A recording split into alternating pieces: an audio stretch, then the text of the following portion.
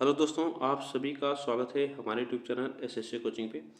दोस्तों, आज का टॉपिक हम लोग आधुनिक इतिहास के असहयोग आंदोलन और लखनऊ समझौते से संबंधित प्रश्न इसमें देखेंगे।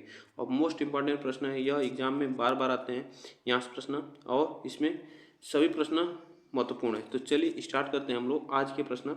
तो आप लोग वीडियो को एक बार लाइक शेयर जरूर कर दीजिएगा। देखिएगा, आज का पहला प्रश्न है, स्वराज्य मेरा जन्मसिद्ध अधिकार है, मैं इसे लेकर रहूंगा, किसने कहा था?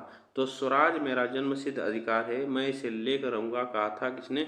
बाल गंगाधर तिलक ने। बाल गंगाधर तिलक ने कहा था। यह बातें आप याद रखना। आगे चलते हैं। निम्नलिखित में से भारतीय राष्ट्रीय कांग्रेस के किस अधिवेशन में बाल गंगाधर तिलक ने अभिव्यक्त किया था स्वराज मेरा जन्मसिद्ध अधिकार है, मैं उससे लेकर रहूंगा? तो किस अधिवेशन में कहा था? यह आप याद रखना, यह अधिवेशन था लखनऊ अधिवेशन, ठीक ना। लखनऊ अधिवेशन आप इसको याद रखना। लखनऊ अधिवेशन में ही समझौता हुआ था कांग्रेस और मुस्लिम लीग में। आगे चलते हैं। और यहीं पे लखनऊ समझौता जहाँ पे हुआ था, यहीं लखनऊ समझौता में ही नरम दल और गरम दल एक हुए थे। ये भी बात याद रखना।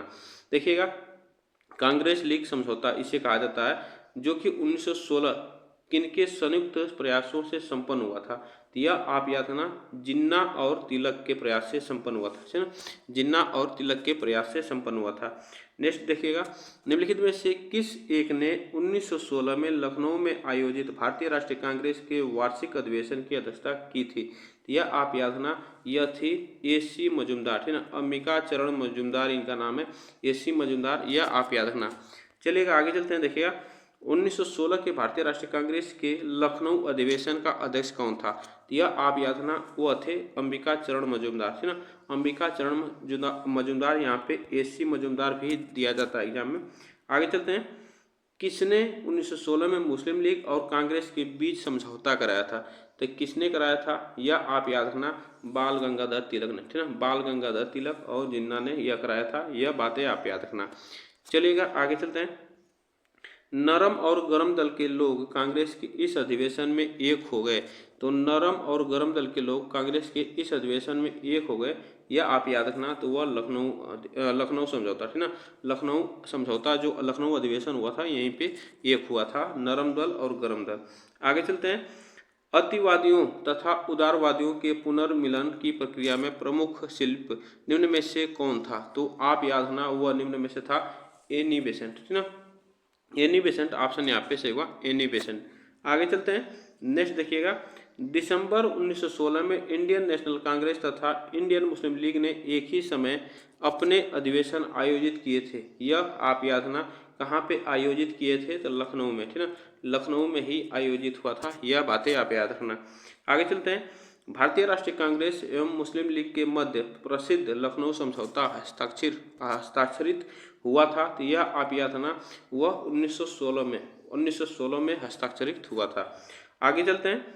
लखनऊ समझौता इनके बीच में हुआ था। लखनऊ समझौता किनके बीच में हुआ था? यह आप याद रखना, लखनऊ समझौता जो हुआ था कांग्रेस और मुस्लिम लीग के बीच हुआ था। यह आप याद रखना, कांग्रेस और मुस्लिम लीग के बीच हुआ था। आगे चलते हैं। इनमें से कौन सी जोड़ी समझौता एवं वर्षी सुमेल है? तो यह आप याद रखना, समझौता और वर्षी में सुमेल है। तो यह आप याद रखना, वो सुमेल कौन सा है? तो यह याद रखना, लखनऊ समझौता 1916 में हुआ था, यही सही है, ठीक ना।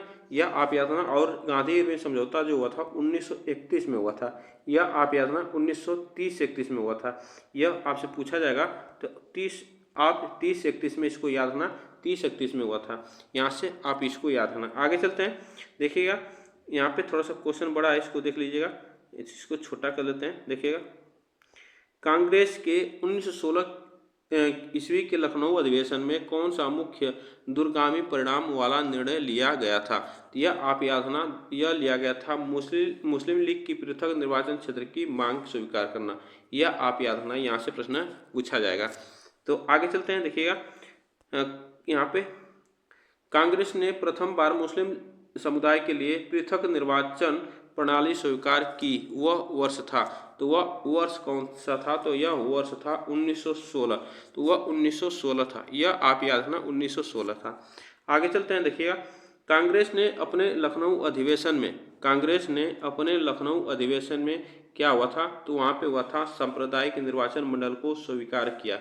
तो यह आप याद यह हुआ था सांप्रदायिक निर्वाचन मंडल को स्वीकार किया था। चलिएगा आगे चलते हैं। इंडियन नेशनल कांग्रेस और मुस्लिम लीग के बीच मध्य का काल निम्न में से कौन प्रदर्शित करता है? तो आप इसको याद रखना, वह काल कौन प्रदर्शित करता है? तो इसमें याद रखना 1916 से 22 तक, ठीक ना, 1916 से 22 तक। आगे चलते हैं, देखिएगा नेक्स्ट देखिएगा, नीचे कथनों पर ध्यान दीजिए। असहयोग आंदोलन के फलस्वरूप, यह आपको याद रखना असहयोग आंदोलन से फलस्वरूप यहाँ पे पूछा है। इसमें याद रखना कांग्रेस सर्वप्रथम जन आंदोलन बनी थी, यह बात सही है। हिंदू मुस्लिम एकता में वृद्धि हुई थी, यह बिल्कुल बात सही है। जनता के मन से ब्रिटिश शक्ति का भय हट गया था, यह भी बात सही है। और ब्रिटिश सरकार भारतीयों को राजनीतिक रियासतों देने की राजी हुई, यह गलत बात है, ठीक ना। इसमें हमारा जो सही होगा 1 2 3 ऑप्शन सी सही होगा। चलिएगा आगे चलते हैं, नेक्स्ट क्वेश्चन में देखिएगा, यहाँ पे थोड़ा क्वेश्चन बड़ा है, देखिएगा। निम्नलिखित कथनों में से कौन असहयोग आंदोलन जो कि 1920 से 22 के दौरान स्थापित की गई थी, यह आपको बताना है, यह स्थापित की गई थी। तो इसमें याद रखना काशी विद्यापीठ, गुजरात विद्यापीठ और जामिया मिलिया यह स्थापित की गई थी। इसमें काशी हिंदू विश्वविद्यालय नहीं था। नीचे दिए कुछ सही आपको चुनना है, तो इसमें याद रखना वह आप इसमें केवल 1 2 और 3 इसमें सही होगा, ठीक ना। आगे चलते हैं, असहयोग आंदोलन की स्थगन संबंधी घटनाओं का सही क्रम इंगित करें। तो यह आपको याद रखना इसका सही क्रम कौन सा इंगित करना है, इसमें आपको बताना है। इसमें याद रखना, तो इसमें आप याद रखना यहाँ पे देखिएगा इसका सही क्रम क्या होगा। चौरी चौरा में पुलिस गोली कांड हुआ था, उसके बाद हुआ था उग्र भीड़ द्वारा पुलिस थाने को जलाया गया था, उसके बाद गांधी जी द्वारा आंदोलन का स्थगन हुआ था, गांधी जी को गिरफ्तार किया गया था, यह सही क्रम है। तो इसमें याद रखना, यह आप याद रखना, यह 1 2 3 और 4 यह सही है इस क्रम में। आगे चलते हैं, देखिएगा चौरी चौरा किस जनपद में स्थित है? चौरी चौरा किस जनपद में स्थित है? यह याद रखना गोरखपुर, उत्तर प्रदेश के गोरखपुर में, उत्तर प्रदेश के गोरखपुर में यह स्थित है। आगे चलते हैं, चौरी चौरा की घटना घटित हुई थी। तो चौरी चौरा की घटना कब घटित हुई थी? तो यह 5 फरवरी 1922 को, 5 फरवरी 1922 को घटित हुई थी। आगे चलते हैं, देखिएगा असहयोग आंदोलन को कब स्थगित किया गया था? असहयोग आंदोलन को कब स्थगित किया गया था यह आपको बताना है। तो असहयोग आंदोलन को स्थगित किया गया था यह 1922 में, ठीक ना, 1922 में इसे स्थगित किया गया था। आगे चलते हैं, 1 वर्ष के भीतर स्वराज की प्राप्ति लक्ष्य था। 1 वर्ष के भीतर स्वराज की प्राप्ति लक्ष्य था, तो यह आपको बताना है यह लक्ष्य क्या था? तो असहयोग आंदोलन का, ठीक ना, असहयोग आंदोलन का लक्ष्य था। ऑप्शन यहाँ पे सही होगा, ठीक ना, डी ऑप्शन यहाँ पे सही होगा। आगे चलते हैं, देखिएगा 1 वर्ष में स्वराज का नारा गांधी जी ने कब दिया था? 1 वर्ष में स्वराज का नारा गांधी जी ने कब दिया था? यह आप याद रखना असहयोग आंदोलन के समय, ठीक ना, असहयोग आंदोलन के समय दिया था। आगे चलते हैं, महात्मा गांधी ने असहयोग आंदोलन स्थगित कर दिया था क्योंकि यह स्थगित हुआ चौरी चौरा हिंसा भड़क उठी थी, इसी के कारण जो हुआ था असहयोग आंदोलन स्थगित किया गया था। आगे चलते हैं, देखिएगा भारतीय राष्ट्रीय कांग्रेस ने असहयोग आंदोलन किस वर्ष प्रारंभ किया था? तो यह भारतीय राष्ट्रीय कांग्रेस ने असहयोग आंदोलन किस वर्ष प्रारंभ किया था? तो 1920 में, यह याद रखना 1920 में यह प्रारंभ हुआ था और 1922 में स्थगित हुआ था, यह बातें आप याद रखना। आगे चलते हैं, निम्नलिखित में से किसने 1920 के कलकत्ता के विशेष अधिवेशन में महात्मा गांधी के असहयोग योग के प्रस्ताव का समर्थन किया था? तो यह आप याद रखना वह थे मोतीलाल नेहरू, ठीक ना, कौन थे? मोतीलाल नेहरू थे। आगे चलते हैं, देखिएगा किसकी अध्यक्षता में कलकत्ता में सितंबर 1920 में कांग्रेस का वह विशिष्ट अधिवेशन हुआ था जिसमें असहयोग का महत्वपूर्ण प्रस्ताव पारित हुआ था? तो यह आपको याद रखना वह ऑप्शन कौन सा सही होगा? तो लाला लाजपत राय, ऑप्शन यहाँ पे सही होगा लाला लाजपत राय, इसमें ऑप्शन हमारा सही होगा। आगे चलते हैं, वर्ष 1920 में कांग्रेस के नागपुर अधिवेशन में निम्नलिखित में से किसने असहयोग का मुख्य प्रस्ताव प्रस्तुत किया था? तो यह मुख्य प्रस्ताव जो प्रस्तुत किया था CR दास ने, कौन था? CR दास, इसमें ऑप्शन से होगा CR दास। आगे चलते हैं, महात्मा गांधी द्वारा चलाया गया प्रथम जन आंदोलन था।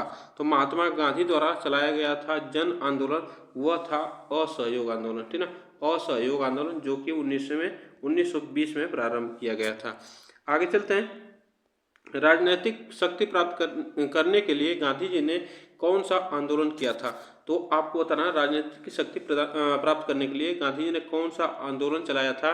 तो यह चलाया था असहयोग आंदोलन, ठीक ना, असहयोग आंदोलन चलाया था। आगे चलते हैं। असहयोग आंदोलन के दौरान निम्नलिखित में से किसने विदेशी वस्त्रों का जलाए जाने को अविवेकीय बर्बादी कहा था? तो यह कहा था किसने? तो रविंद्रनाथ टैगोर ने, ठीक ना, रविंद्रनाथ टैगोर ने कहा था। आगे चलते हैं। निम्नलिखित में से किसने असहयोग आंदोलन के प्रस्ताव को लिखा था? तो किसने असहयोग आंदोलन के प्रस्ताव को लिखा था? तो यह महात्मा गांधी ने लिखा था, इसको याद रखना। देखिएगा, निम्नलिखित में से किसने असहयोग आंदोलन को समर्थन दिया परंतु इसके परिणाम नहीं देख सके? तो यह आपको याद रखना, यह परिणाम नहीं देख सके, तो यह आप याद रखना, वह ऑप्शन जो से होगा बाल गंगाधर तिलक, ठीक ना, बाल गंगाधर तिलक। आगे चलते हैं। देखिएगा, चौरी चौरा की घटना के समय महात्मा गांधी कहाँ थे? तो चौरी चौरा की घटना के समय महात्मा गांधी आपसे पूछे जाएंगे कहाँ पे थे? तो यह याद रखना, बारदौली में थे, बारदौली में थे। चलिएगा, आगे चलते हैं। किस घटना के बाद महात्मा गांधी ने असहयोग आंदोलन को अपनी हिमालय जैसी भूल बताई थी? तो यह आपको याद रखना, किस घटना के बाद हिमालय जैसी भूल बताई थी? तो यह याद रखना, चौरी चौरा घटना हुआ था, उसी को। आगे चलते हैं। किस क्षेत्र में राहुल सांकृत्यायन 1920 के असहयोग आंदोलन में सक्रिय थे? तो यह थे कहाँ से? यह याद रखना, छपरा से, ठीक ना, छपरा ऑप्शन यहाँ पे से होगा, छपरा बिहार, छपरा बिहार आपको याद रखना, यहाँ से प्रश्न पूछा जाएगा। आगे चलते हैं। देखिएगा, ब्रिटिश सरकार ने महात्मा गांधी को जो उपाधि दी थी और जिसे उन्होंने असहयोग आंदोलन में वापस कर दिया, वह थी, तो यह आप याद रखना, वह थी हिंद केसरी, ठीक है, हिंद केसरी ऑप्शन यहाँ पे से होगा, हिंद केसरी। आगे चलते हैं। देखिएगा, यहाँ पे क्या था, यहाँ पे एक मिनट, यहाँ पे कैसर ए हिंद, यहाँ पे से होगा कैसर ए हिंद, ऑप्शन यहाँ पे से होगा। ब्रिटिश सरकार ने महात्मा गांधी को जो उपाधि दी थी वह जिन्हें असहयोग आंदोलन में वापस कर दिया था, तो कैसर ए हिंद की उपाधि थी, कैसर ए हिंद की उपाधि थी। यह बातें आप याद रखना।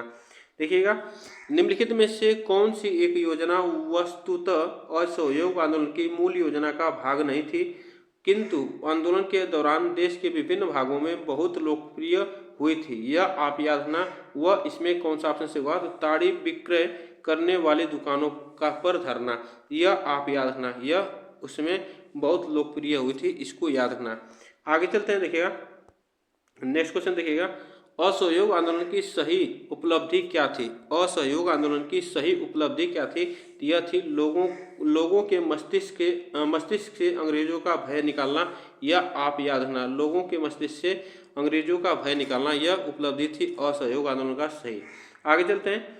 महात्मा गांधी के साथ निम्न मुसलमानों में से किसने बाल गंगाधर तिलक की अर्थी को उठाई थी? तो यह उठाया था, तो यह आप याद रखना, अर्थी को कंधा दिया था किसने? तो यह याद रखना, वह शौकत अली थे, शौकत अली, ऑप्शन यहाँ पे से होगा शौकत अली, ठीक ना। आगे चलते हैं। देखिएगा, 1921 से 22 के असहयोग आंदोलन का मुख्य प्रतिफल था, तो मुख्य प्रतिफल क्या था?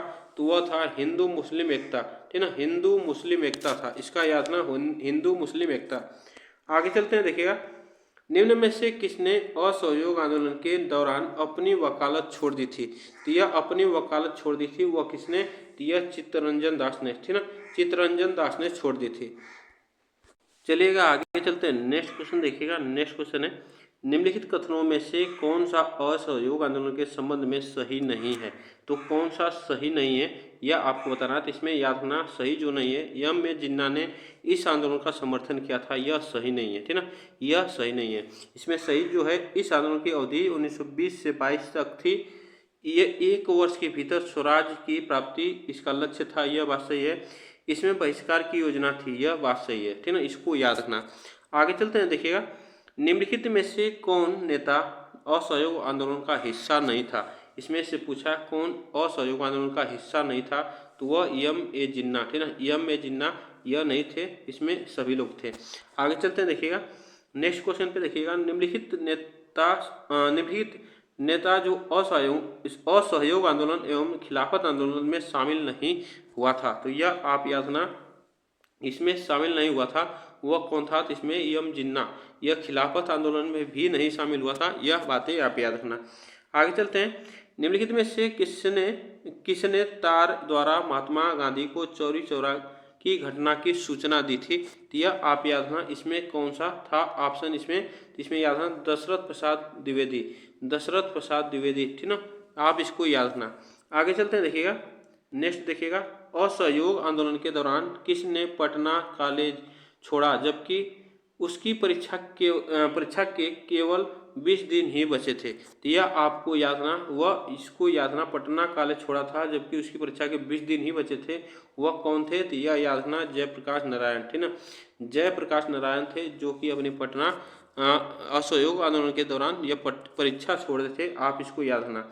आगे चलते हैं, निम्नलिखित में से कौन सा कार्यक्रम कांग्रेस के द्वारा असहयोग आंदोलन प्रारंभ करते समय नहीं अपनाया गया था, तो यह आपको याद रखना, वह नहीं अपनाया गया था तो सरकार को मालगुजारी देने से नहीं अपनाया, यह आपको याद रखना, इसमें ऑप्शन जो से होगा यही ऑप्शन से होगा।